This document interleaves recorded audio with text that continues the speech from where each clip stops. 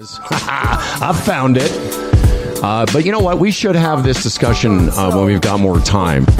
It's just, you say you can't do it, but of course you can do it. You did it the other day, and nobody complained, and nobody shut you down. I guess what I'm saying in the general public, we can do anything we want on this show. No, exactly. And as I said to Lumbee the other day, he said, I don't know whether I should talk like the guy. And I said, well, is that the way he sounded? And he goes, yeah. And I said, well, what's wrong with that? That's exactly the way he sounds. and if you go back and listen to that episode, because it's a guy that I grew up with, knew my family, and I how else could I do an impression of him than sound like a Chinese person for a second? Anyway, he was Chinese. I'm going to tell you what he said, but I won't say it in the Chinese. No, I know. It does seem that's ludicrous. The problem.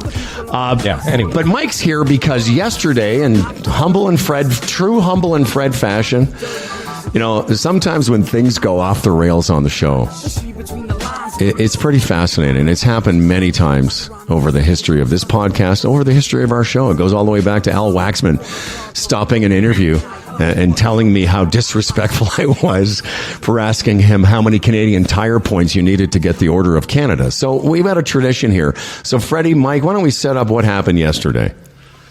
Okay, firstly, earlier when you said Tori was coming on the show soon, I actually thought for a moment you meant Tori Spelling. So, because you were promoting that Tori was coming on the show. Oh, okay. Oh, that's John Tory, of course, not Tori. What if we had Tori Spelling and John Tory at the same time? That'd be cool. Mm-hmm. I'm working on it. Okay, so can I preface this, and then I have a little clip, and then we'll get into it. But I will tell you, it's been 17 years since Dean McDermott and Mary Jo Eustace split. So 17 years. But it's legit only this summer of 2022, that Dean started to process it all. So now he's had these lengthy conversations with Mary Jo that get recorded for their podcast, X's and Uh-Ohs. There's only 3 of us that are privy to these conversations because only 2 have actually dropped in the public realm. So I'm one of the 3 people in the room, if you will, when these chats happen. And it's completely raw. It's totally emotional.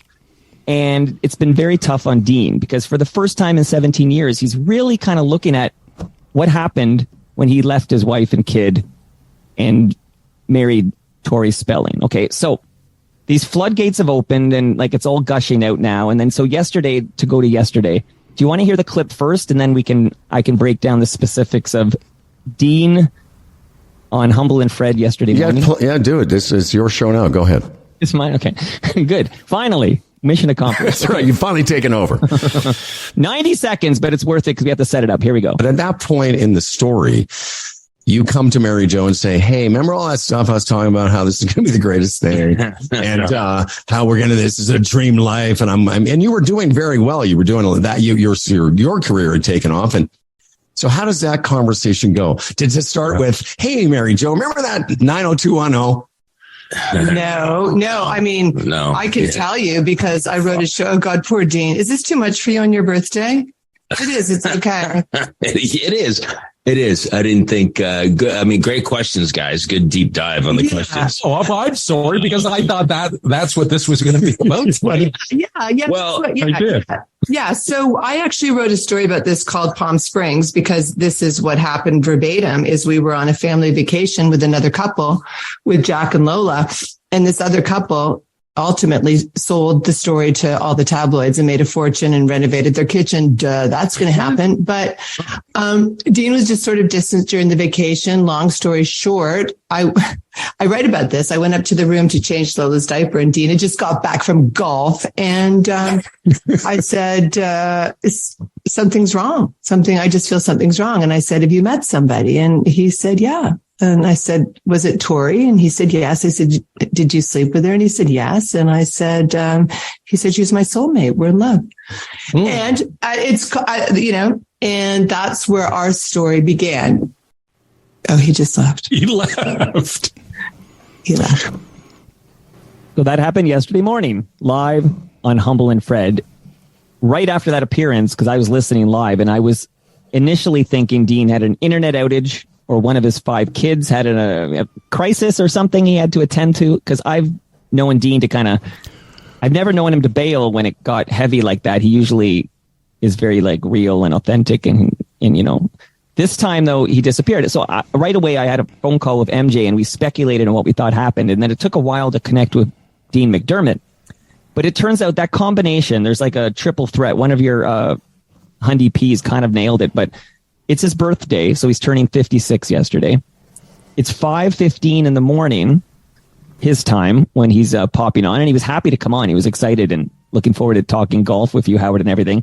So those two things are in place, and then he's put in that spot now where, you know, Mary Jo talks about changing a diaper and this family, and he's got a young son, and suddenly he's got to revisit, like, why did he look Mary Jo in the eyes and say, I have to leave now? You know, they had been together for years. So, like, going into that moment, according to Dean McDermott, he was having a panic attack. So he's live on your show, and a panic attack was coming in, and he knew he was about to completely lose it. And he had these two options. He was either going to lose it and start bawling live on Humble and Fred, which might have been your preference, my preference, but he was either going to do that, or he was going to close the lid on his laptop and leave that on his 56th birthday. And that's what he decided to do. Well, so there you have it, folks. That's what happened. And, you know, it's his prerogative. It's just a silly little podcast we do. There's nothing, no one has to come on the show. And I guess he felt that of the two. He wanted to come on. But no, I was going to say, of the two options, staying there and start to break down or just leave. And I'm glad to hear that, not glad, but I'm that explanation. Because I didn't think Freddie and I were asking questions that were out of line, considering, Fred, that was kind of what the point of the show was. Oh, yeah. It's part of the story. That's exactly what, you know, based on what their podcast is about. I thought that's what would be on the podcast. So just let's have a bit of it on this show. But so to be clear, none of your questions were off base or out of bounds. Like I listen live, and I'm like, I need to revisit this right away. And I listened to it on a bike ride, which is where I was really focusing on everything. Like I treated it like the Zapruder film. I've had conversations go south, and then you start to break down, like, where does it go off the rails? What happened here? None of your questions were out of bounds because it is all part of the story. Their podcast, X's and O's, is all about how they had a terrible divorce 17 years ago. The tabloids were right in there throwing gasoline on the fire. Like, it was horrible.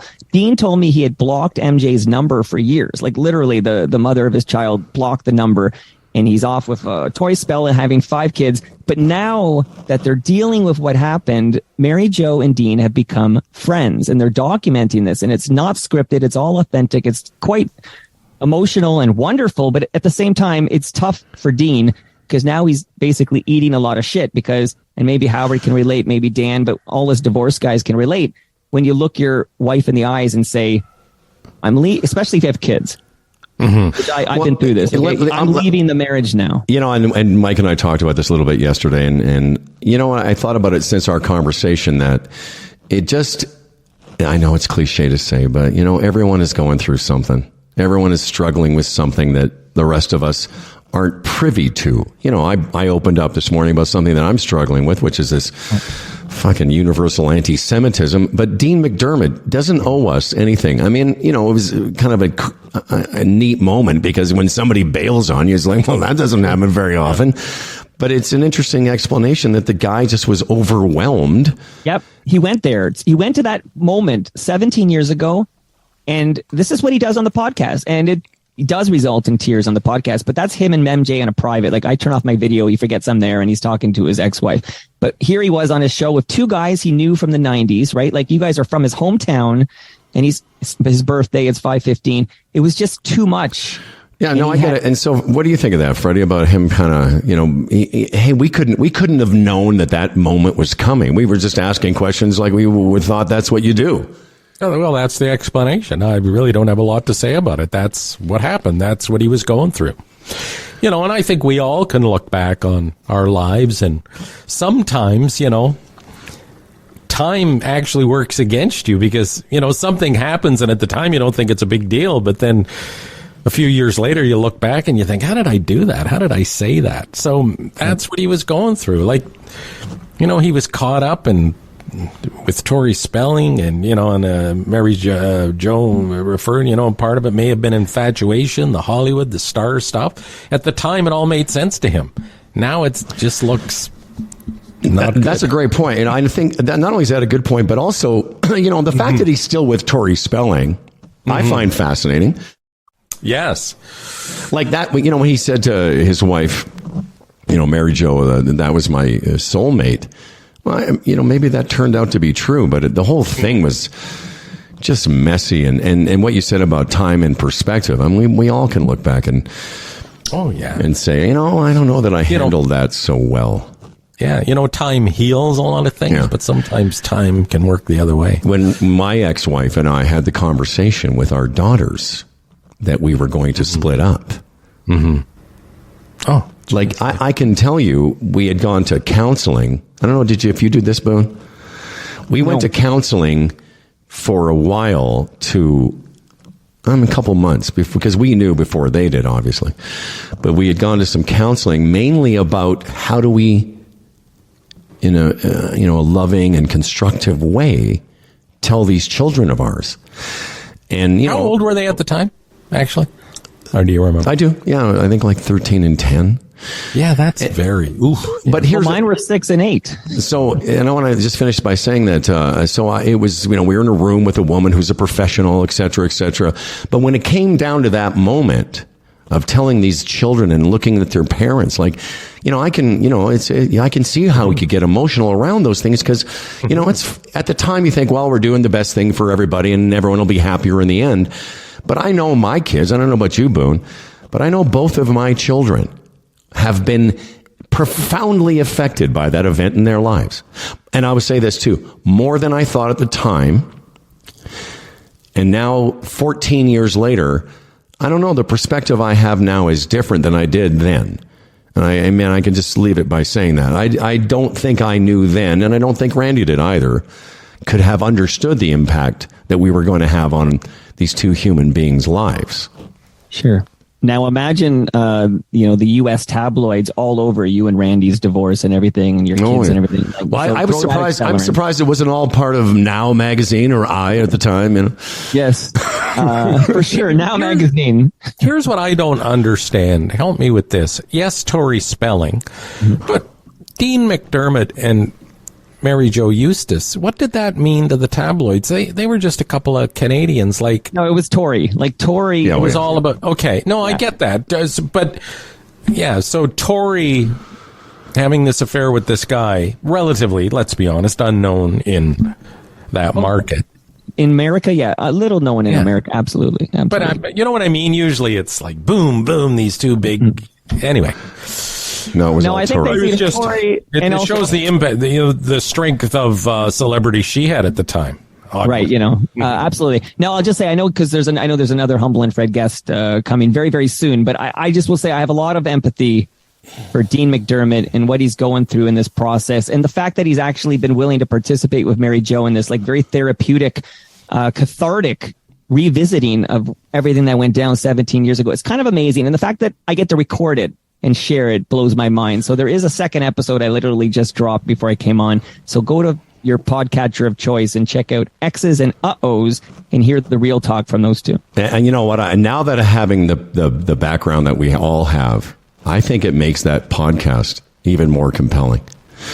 And we're happy to help promote it. And I think we need obviously, we got to start working on another episode when we have Mary Jo and Dean back separately or together. I don't care. But no, I'm absolutely working. I just wanted to give him a little space on his birthday before I. No, I get it.